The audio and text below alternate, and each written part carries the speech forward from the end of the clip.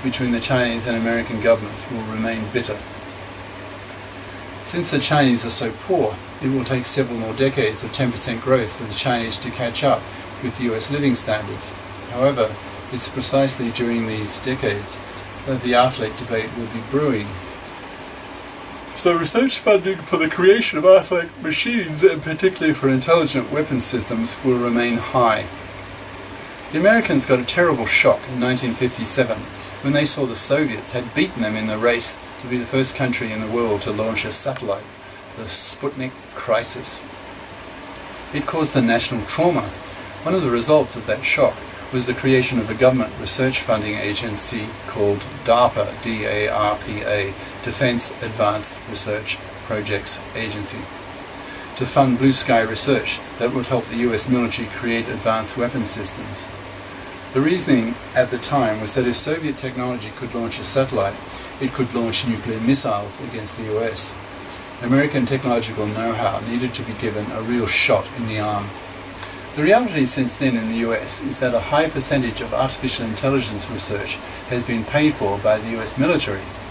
Once the Cold War with the USSR was over, the momentum behind DARPA began to falter. America began to lose its leanness and meanness. However, this is only temporary. America will have a new enemy, China. As Chinese wealth and GNP increase rapidly, the Chinese will pour more money into its high-tech and military research labs. I believe that the Chinese and the Americans will be pouring billions of dollars a year into brain-building research within a decade, and using the results of that research to control their soldier robots, their intelligent autonomous tanks, their unmanned fighter aircraft, etc. For millennia, the ultimate reality test of a people's technology and state of military effectiveness took place on the battlefield. Every culture is self-congratulatory, but when two cultures go to war, usually only one wins, the other loses, often because the winner's technology was superior.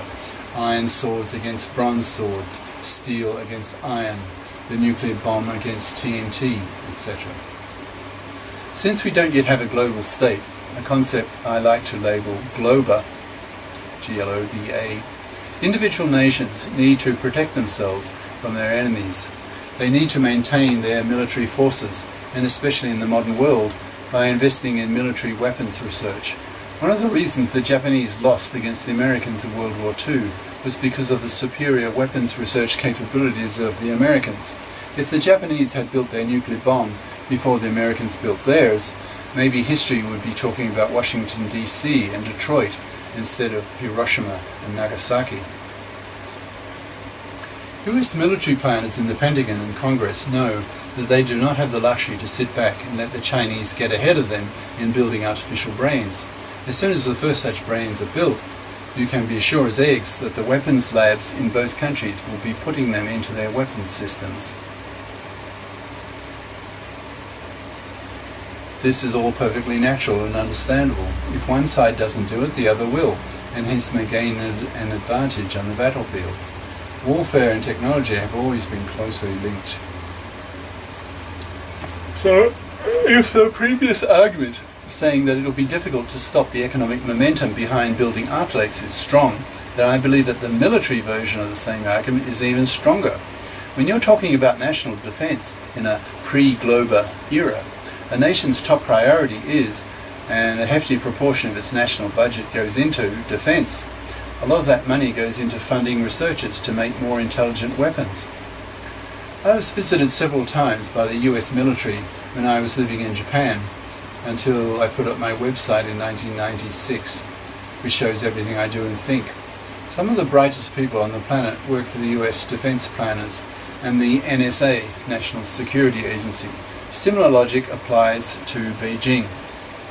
I can predict with little fear of being wrong that 20 years from now, unless China has its democratic revolution sooner than I expect, weapons research strategists in DC and Beijing will be pulling their hair out over the advances in intelligent robot soldier research and the like of their rivals. While the political rivalries between the US and China continue, probably for 20 to 50 more years, surely China will have gone democratic within half a century. The rise of artificial brains with growing intelligence will be inevitable, will be unstoppable, the Cosmists will say. The exigencies of military survival of countries in a pre-global world will dictate that Terran pressure will be held back. When national security is at stake, most governments tend to become very undemocratic. Artilect research undertaken in a commercial environment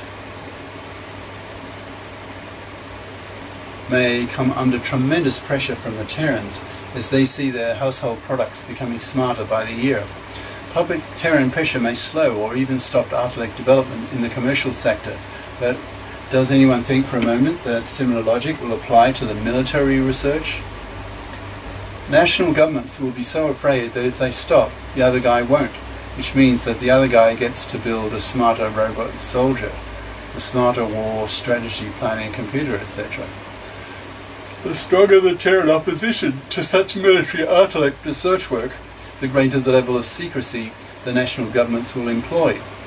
The Cosmists will exploit this situation with obvious ease. The military momentum scenario seems so plausible.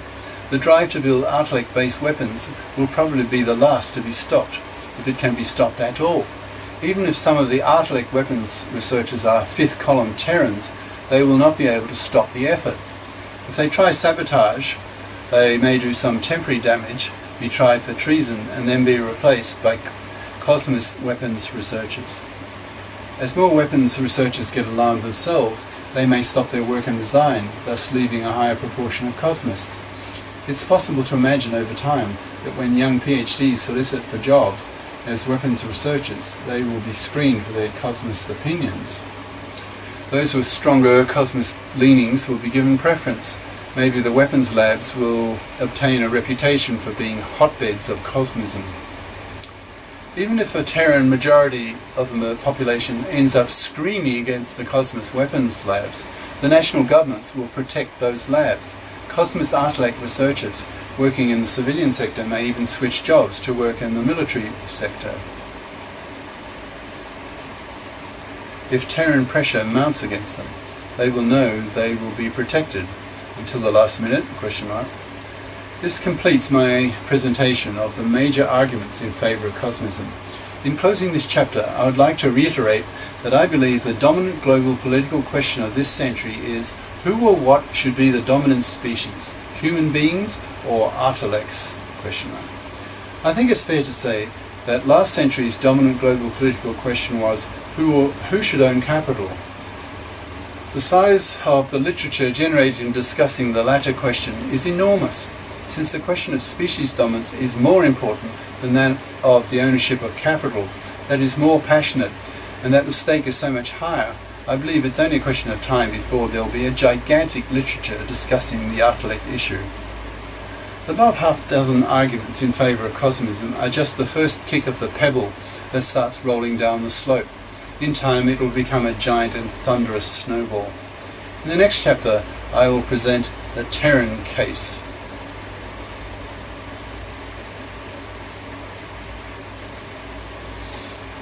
Okay, that's it. That's the end of chapter 4. Ciao.